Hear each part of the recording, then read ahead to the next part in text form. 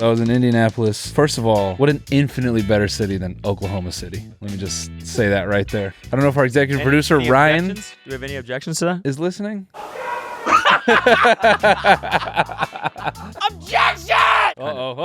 Yeah, he's on set. He's on set. What? The boss is here. I'm sorry. Nothing. We're kidding. He comes in here and beats the shit out of you. Yeah. You know, Indianapolis, what a far better city than Oklahoma City. And why is that? It was just better. So would you say the people that come from that city are generally better?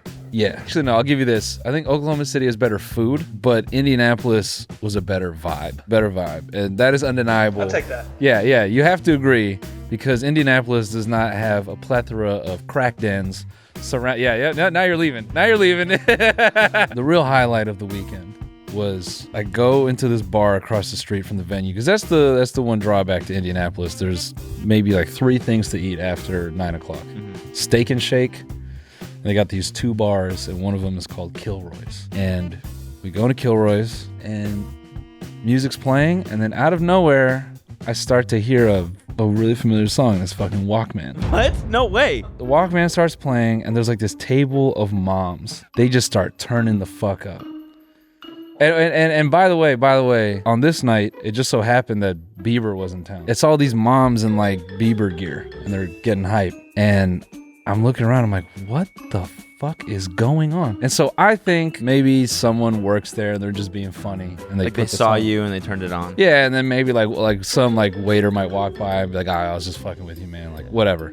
So I like kind of like look around and I'm just seeing a bunch of drunk people start like dancing to the song. Let's go. And the moms next to us are like, you know, they're hype, they're moving. And then Tom is laughing and he's filming them and he's recording me and he's filming them, he's recording me. And I'm like uncomfortable. I'm just laughing like they have no idea this is literally me, dude. I have no fucking clue. Just Excuse me? Are you aware of who does this song? me. You're looking at him right here. That was the whole goal of making the song. We're like, this one's for the MILFs. I knew it wasn't anyone fucking with me for sure at the end of the song because it was just a playlist. So the song just like finished and faded out and then another one came on. It was like the Weeknd. I would have been so stoked. I want that to happen one time. It was weird. That's like a pipe dream for me. Being out in the wild and hearing your own music and just seeing people organically sort of like be like, oh, this is a good one. Yeah. No, we were killing it in Indianapolis, man. Better than Oklahoma City. It was funny to just like come off of that and then the waiter to just slam 3 tacos on the table. The waiters in that place hate you. Okay.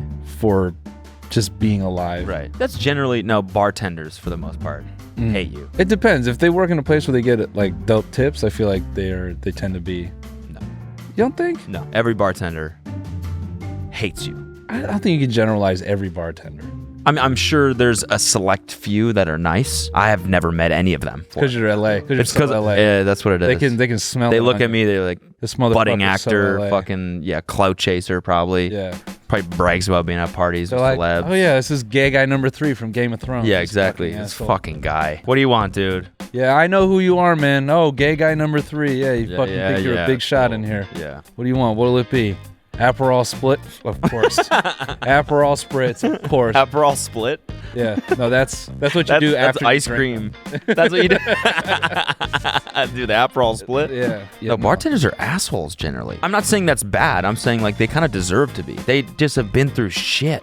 Yeah. It's just drunk people all the time. The one time, like in December, I was like staying sober for a while and I went to a bar and I was just like I was just perplexed by how annoying everyone was. It's crazy, you know? I mean, this is like midnight on a Saturday, right? It's like peak drunk hours. Yeah. People just smell like shit. Yeah. Everyone's just like kind of like puffy and they're all just being annoying, you know? Yeah. And I'm just sitting there like, God damn, how do you do this? No, that I can relate to. I mean, So then to serve those people, yeah, saying is, you know, the people at Kilroy's, there's no shade to them. The employees of that restaurant are broken people. I've not seen spirits so low on humans in a long time. Right. There's a dude busting a table. I come up to him like, hey man, is it busting? No, I'm kidding. Could you imagine? Did you actually? Oh my god. No. I come up to him. I go, hey man, is it like self-seating? He's just wiping the table and just into his own armpit, like not even over his shoulder to me. He goes, yep. I'm like, for sure, man. Rough night. Gotcha. I don't fucking care anymore. Sure, seat yourself, or I can show. I don't care. Yeah. None of this matters. Yeah. What are we? What are we? What is the point of What is the anything? point? Yeah. Why did I get out of bed today? Funniest shit was a lot of the wait staff was women, and I'm sure they deal with bullshit all night. So my fucking opener, Zayed, he goes up to one of them. He's like, oh, excuse me. He's just like a nice guy. The woman just turns and walks away. He's like, no, for sure. Yeah, definitely. Okay. Then another waitress walks by. And he goes like, do you know? And just do it Can we get? He turns to me and he's like, you notice women just don't respect me. And then we sat down. None of them bust our table.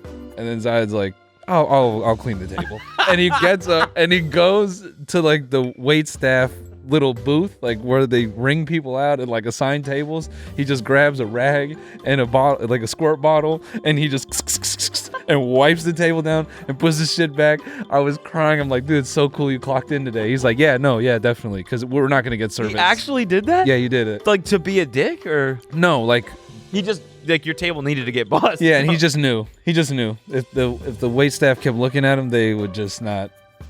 As long as he was at the table, they weren't gonna wipe the table down. I feel like if they would have seen him do that, though, they would have gotten majorly insulted. No, I don't think they would have. They just don't even care at all. Single fuck. Right.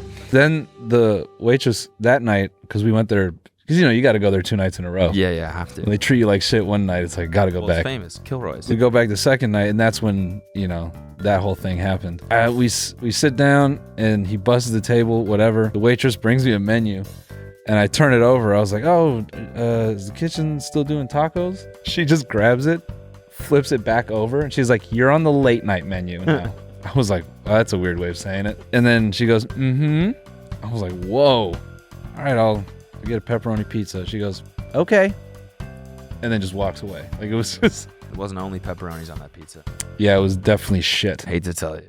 Yeah. Shit, pee. Yeah, he was a lot of human fluids. Mm-hmm. If you look one table over, the people they deal with, there was like a table of, I don't know what the fuck they were. I don't even know how to describe. They were meatheads for sure. Okay. No, but I don't know where you're going to go with that.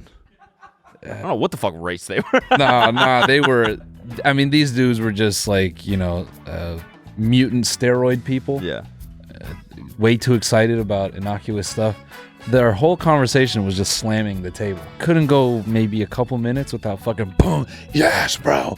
Yes. I couldn't imagine having to go up to that every 10 minutes being like, you guys want something else? Yeah. So, I get it. I get why their spirits were so broken.